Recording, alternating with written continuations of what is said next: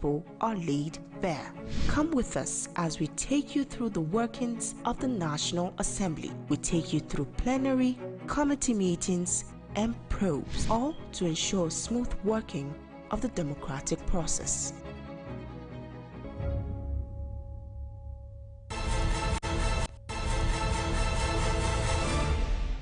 Thank you for staying with us on the Hallowed Chambers, and my guest today is an honorable member of the House of Representatives representing Shomolu Federal Constituency of Lagos State. He is also the chairman of the House Committee on Public Assets. His name is Honorable Ademorin Kuye.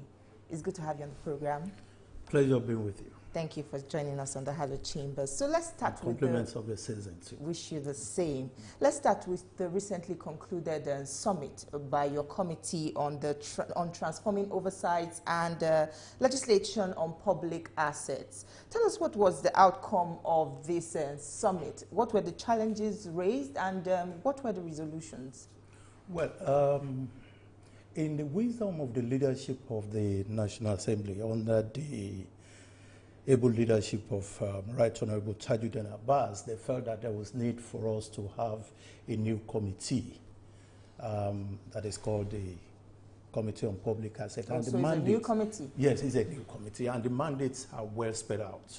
You know, management and disposal of all federal government assets in the country, management and disposal of all federal government assets within and outside the country, and then all forfeited assets of the federal government, wherever they might be, for us to have, there is need for us to have a kind of registry where at one go you can say this is what the federal government owns.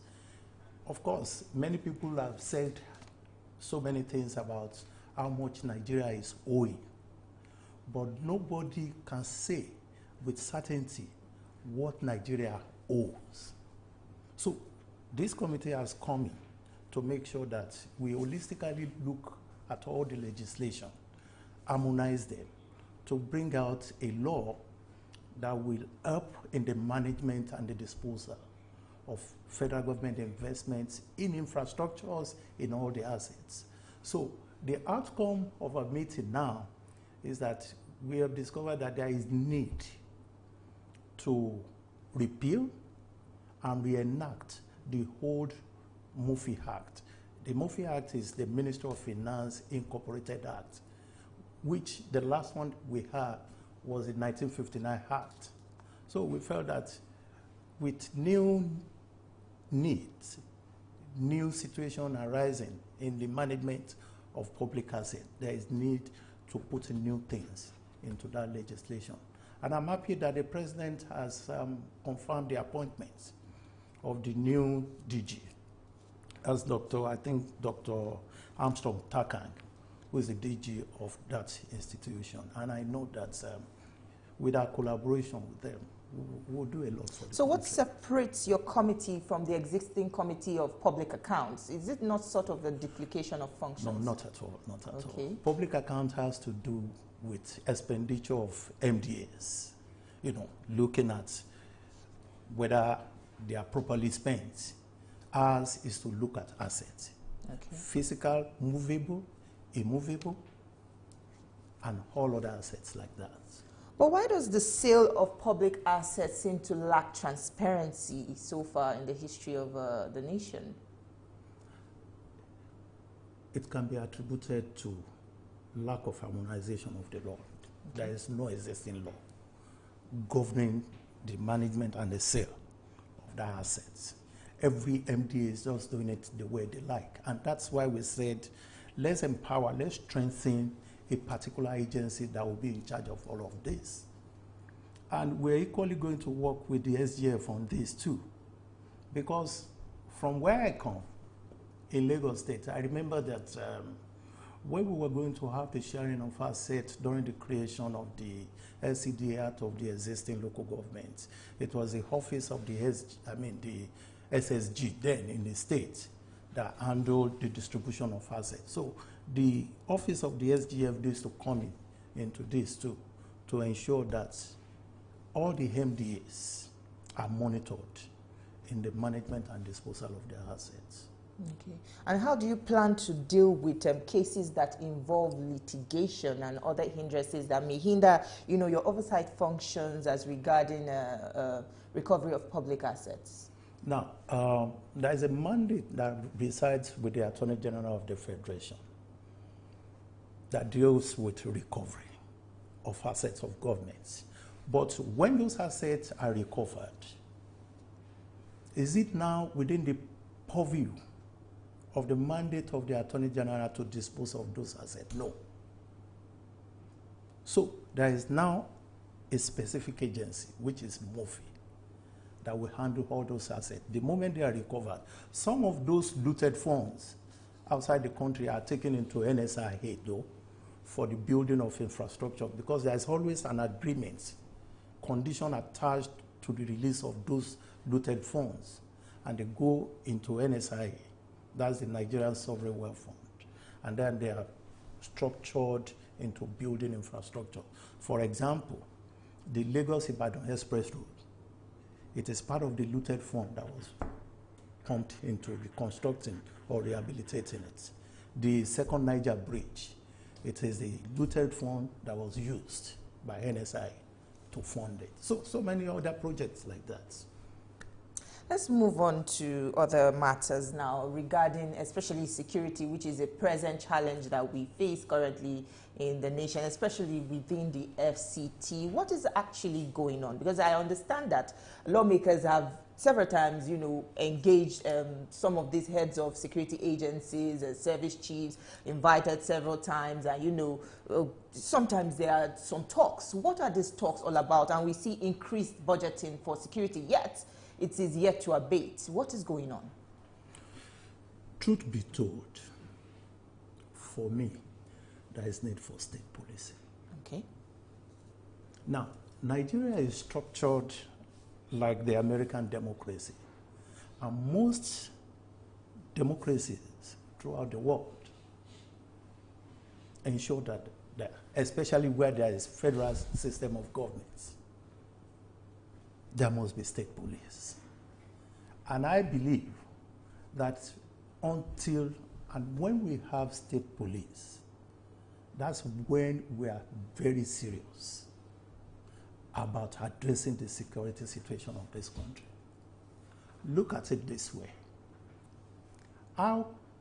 Just imagine a situation where a federal police, somebody that grew up, did his primary school in Zamfara, did his secondary school in Zamfara, went to probably the police college in Kaduna, and then the next thing he finds himself, the next place he finds himself is in Somolu local government. And then a federal police is now addressing the issue of husband fight wife. And then one tenant A fight tenant B in a tenement building, a federal police officer. He's not trained to handle such matters. But a lot of people believe that, or why people are yet to fully accept this model of, curbing this method of insecurity is that they believe it might be taken advantage of by, the who calls the shots in the state. How do they curb, this kind of challenge if this is eventually adopted? Okay, so in the states, we have state high courts. The governors have not taken over there. People are getting justice. Nobody is talking about that. Why are we always looking at the negative side of matters? Until you try, until you face a challenge, address it, you won't know the corrections to make. It's all about, look, for me, if the National Assembly can just be bold enough to take the challenge thrown to us by Mr. President, because Mr. President, for me, is a leader who wants physical federalism in all its true form. And he has said that in many fora, even in his campaign. And he has thrown the challenge at the National Assembly that if critical stakeholders come together and agree to state police, so what we just need to do is amend the section that deals with the issue of police, which is section 214, I think, of the Constitution, that says, okay, there shall be a state police for Nigeria and all of that. Just amend it, take it out, and then have state police. It's as simple as that. In fact, for me, as a lawyer, I feel that that section contradicts Section 2 of the Constitution that guarantees that Nigeria shall be a federation consisting of states. You see, when the president was governor of Lagos State, because, you know, people like us in our 30s who were made to work with him, he made me a council chairman in my 30s.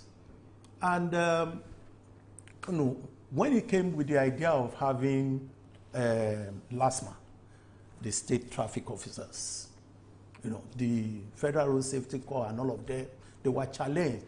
They thought he was going to take their jobs. Some said he wanted to use them as thugs. This model has now been copied all over the states. Go to Kaduna, find state traffic officers there. Because the truth of the matter is this: how many traffic matters can Federal Road Safety handle? Can they come into my street in Shomolu? Can they come to Oja, the marketplace, to come and handle the traffic there? So until we take up this challenge and look at it, go into it, and then we begin to find solutions. But you agree with me that this would look very good on paper, but there's also the issue of inadequate funding, which was raised during the budget defense sessions that was just concluded before the budget was being passed. How would they create more funding for an extra, outfit for security when already the ones in place are suffering inadequate funding? The National Assembly, as far as I know, is working in tandem with the federal government to ensure that they create alternative avenue for revenue generation. And that's the reason why you have a committee like mine, the public assets. Because, for example, when I was acting as chairman of ad hoc committee on public assets, I went to some places and I saw some abandoned assets, lying fallow, moribund industries, and all of that. By the time you convert all of this into money, the federal government will generate more money. And I can tell you with all sense of modesty that states are getting more revenue now from FARC, from federal allocation. Local governments are getting more revenue now. And in order to make development get to the grassroots, more money is going to the local governments. I just pray that our governors will respect the laws, the Constitution, and ensure that that money that are released for the local government gets to them. If we do that, the management of security becomes easier so that the federal government can concentrate more on those things that are... Look, there are so many things we have to remove from the exclusive legislative list. We have started in the 9th Assembly. We'll continue in the 10th Assembly because there is need for true federalism. And that's the solution. All right, we understand that, yes, that security is the responsibility of government, the primary responsibility of government. But what would you advise citizens to do in this kind of situation that, the whole situation has turned almost upside down and everybody is, looking over their shoulders and sleeping with one eye closed? How would you say citizens should handle this situation and, ensure they keep safe? I must agree with you that this situation is becoming very frightening. However, there is the citizen responsibility. Somebody comes to your neighborhood overnight, stays, the next day is there. Somebody comes to park vehicle inside your estate and leaves the vehicle there 1, 2, 3 days, and you don't report to security men around, then you are condoning. So we need to be alert too to our environment, to our surroundings. And people need to take security as something that concerns everybody. It's not the work of the Nigerian army. It's the work of the Nigerian police. No, it's not so. It is a work. It's a responsibility of everybody. And the state, of course, the state are trying their best. I mean, so many of them. You go to Lagos State, you can imagine the number of vehicles that they have supported the Nigerian police with. And the same thing they are doing to Nigerian army and all of that, you know. So many states are doing that. Because for investments to come, for the safety of those investments, there must be security. That's the major one that everybody must invest on. All right, a quick one before I let you go. As a member of the 10th Assembly, how has it been so far? We understand that we are still on break, but when you resume, how has it been so far? And also the adoption of the legislative agenda that has already been proposed by the House of Reps. Take us through that. Yes, we're on break, but I must confess that even now, as I leave this place, I'm going for a committee meeting. That's a public account committee that is investigating the issue of the COVID fund released to MDAs. Just about 2 days ago, the committee on upstream that I equally belong to, petroleum upstream, we had a meeting with NAITI to look at the work plan for the year and all of that.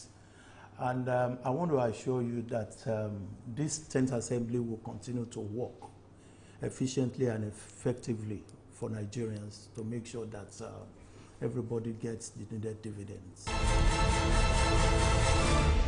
That is all on our program this week. Do remember you can watch a repeat broadcast at 7 a.m. on Sunday, and you can also see this episode again on TVC News YouTube channel. Do not forget to subscribe, like, and share. Thank you for watching. I am Tijesu Adeoye. See you next time.